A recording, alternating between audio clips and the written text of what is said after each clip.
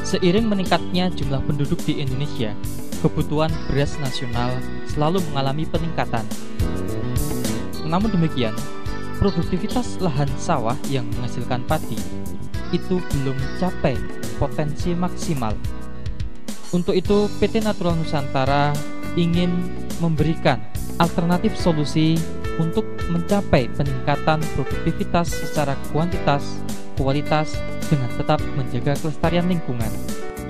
Pada kesempatan kali ini akan kita saksikan bersama tentang teknis budidaya padi.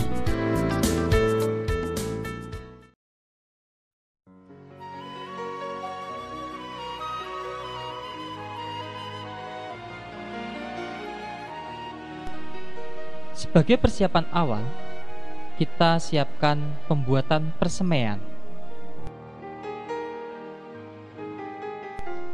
Untuk membuat persemaian dapat digunakan dengan cara menghitung perbandingan luas tanah untuk pembenihan dengan lahan tanam, yaitu 3:10. Artinya bila sawah seluas 1000 meter persegi, maka bagian sawah untuk persemaian dibutuhkan cukup sekitar 3,5 meter persegi.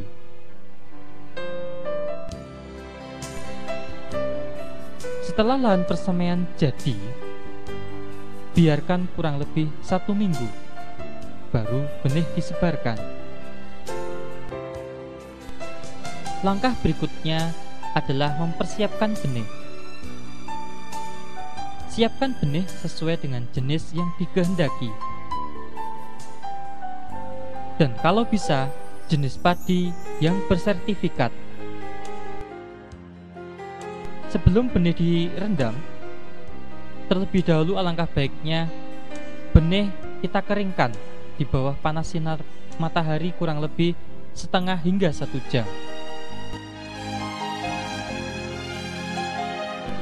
Sambil menunggu pengeringan benih, kita siapkan air secukupnya dan ditaruh dalam ember. Lalu kita masukkan pupuk organik cair NASA dengan dosis 2 tutup per 10 liter air atau 20 cc per 10 liter air.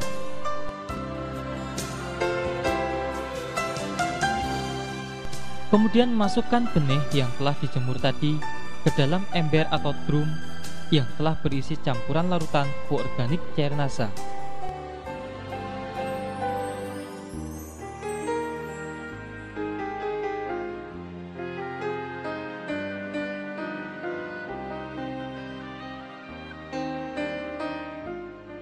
Rendamlah selama kurang lebih 1 malam.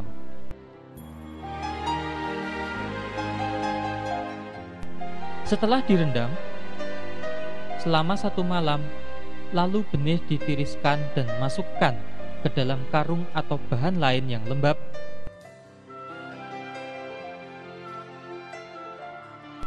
Kemudian diperam selama 1 hingga 2 malam.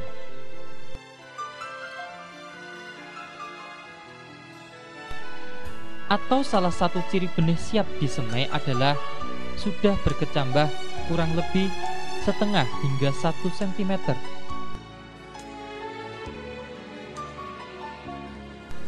Sedangkan bekas air rendaman jangan dibuang, karena nanti dapat digunakan untuk menyiram lahan persemaian.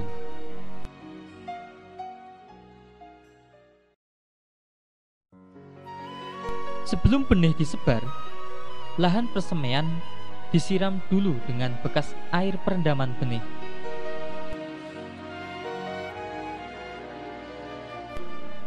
Baru kemudian sebarkan benih yang telah diperam tadi yang sudah mulai berkecambah secara merata ke lahan persemaian.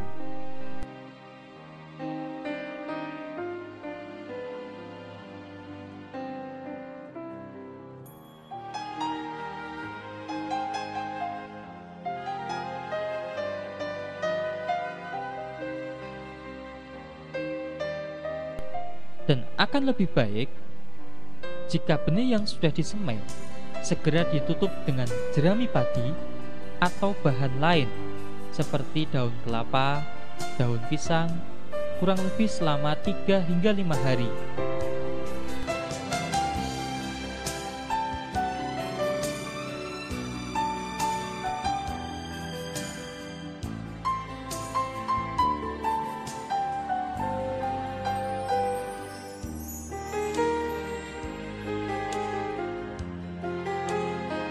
Setelah 3-5 hari, kira-kira benih sudah tampak tumbuh merata, jerami tersebut segera dibuka dengan hati-hati agar bibit padi tidak rusak.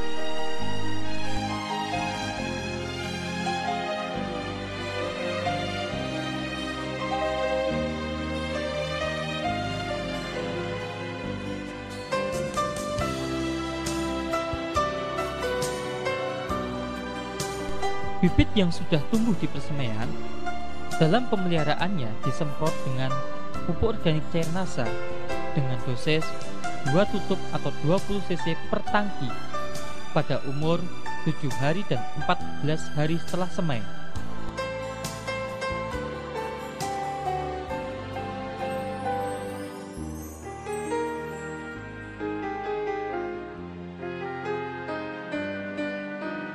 Pada saat penyemprotan pupuk organik cair NASA, akan lebih baik jika dicampur dengan BVR untuk membantu mencegah atau mengurangi serangan hama penggerek batang.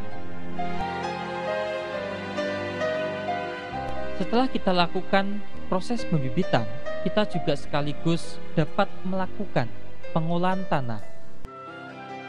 Prinsip pengolahan tanah adalah pembalikan dan pemecahan bongkah-bongkah tanah sawah agar sirkulasi air dan udara di dalam tanah itu berjalan lebih baik.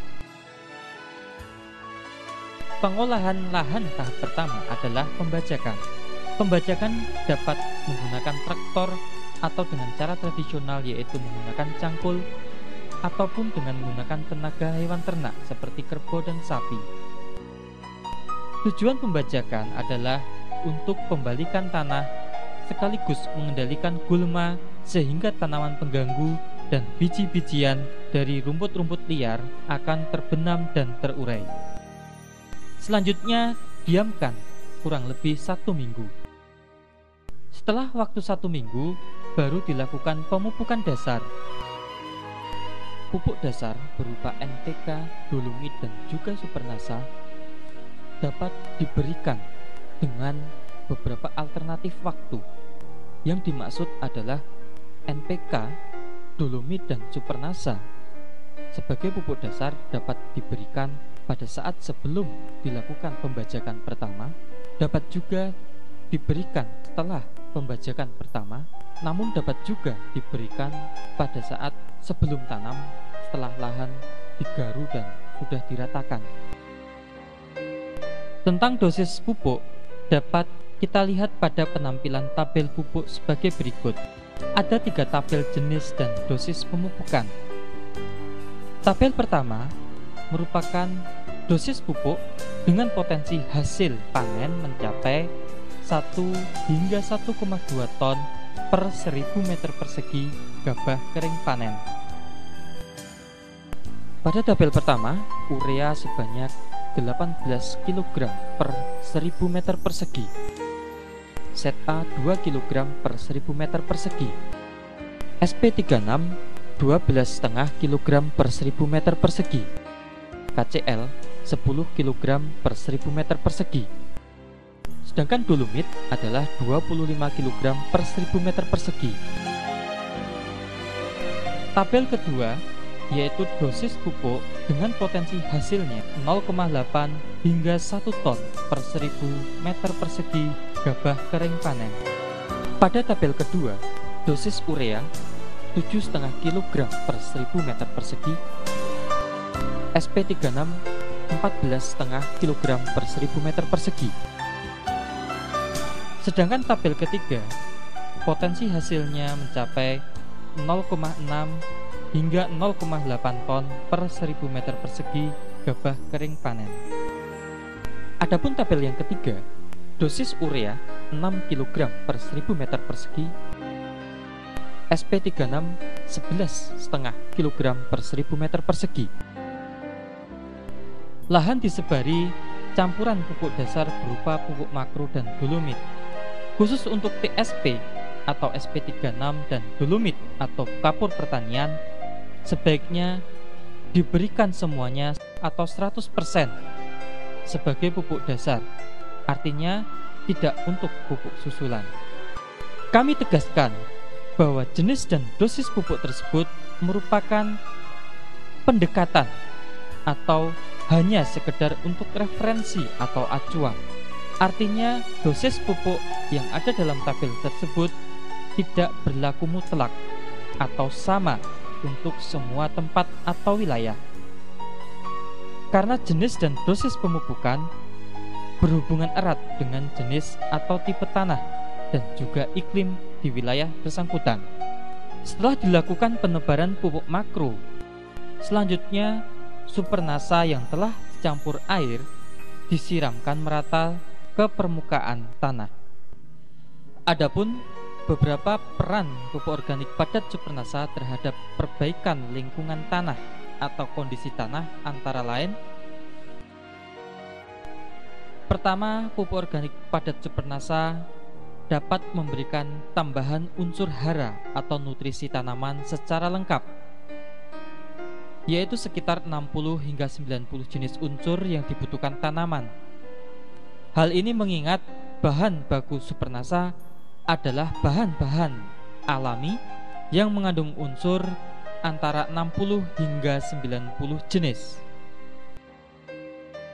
Peran yang kedua adalah pupuk organik padat supernasa dapat melarutkan kembali residu atau sisa-sisa pupuk kimia di dalam tanah sehingga dapat dimanfaatkan kembali oleh tanaman. Peran yang ketiga, pupuk organik padat supernasa dapat memperbaiki struktur dan tekstur tanah sehingga tanah secara bertahap atau berangsur-angsur kembali gembur dan subur. Peran yang keempat, pupuk organik padat supernasa dapat meningkatkan jumlah populasi, keragaman, dan juga aktivitas mikroorganisme di dalam tanah. Dengan adanya peningkatan populasi, keragaman, dan juga aktivitas mikroorganisme di dalam tanah, maka tanah akan menjadi lebih gembur. Peran yang kelima, pupuk organik padat supernasa dapat membantu menstabilkan pH tanah sesuai dengan kebutuhan tanaman. Peran yang keenam, bahwa pupuk organik padat supernasa dapat memberikan tambahan zat perangsang tumbuh alami atau hormon tumbuh alami bagi tanaman berupa hormon alami auksin, giberelin, dan sitokinin.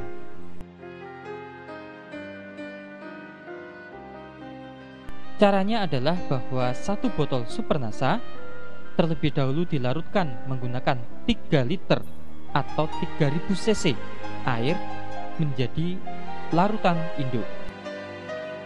Dari larutan induk tersebut kita ambil 200 hingga 300 cc, kurang lebih 1 gelas biasa. Kemudian kita encerkan dengan 50 liter air. Setelah kita aduk, barulah kita siramkan merata ke permukaan lahan.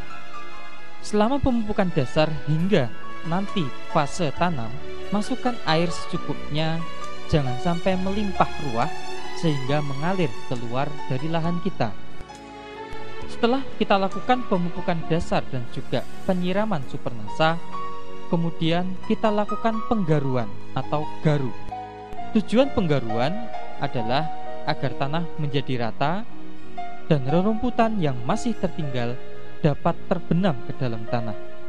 Tanah yang sudah digaru dibiarkan selama 4 hari.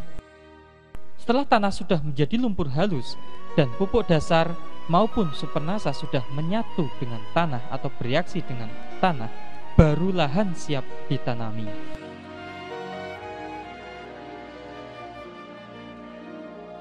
Pada proses penanaman bibit, tahap pertama adalah pencabutan bibit, atau dalam bahasa Jawa kita sebut daud bibit. Perlu kita perhatikan bahwa dalam pencabutan bibit haruslah dilakukan secara hati-hati, supaya tidak banyak akar yang putus. Syarat bibit yang baik untuk dipindahkan ke lahan penanaman adalah tinggi bibit sekitar 25 cm, memiliki 5 hingga 6 helaian daun, batang bawah besar dan keras, bebas hama dan penyakit tanaman, serta jenisnya seragam.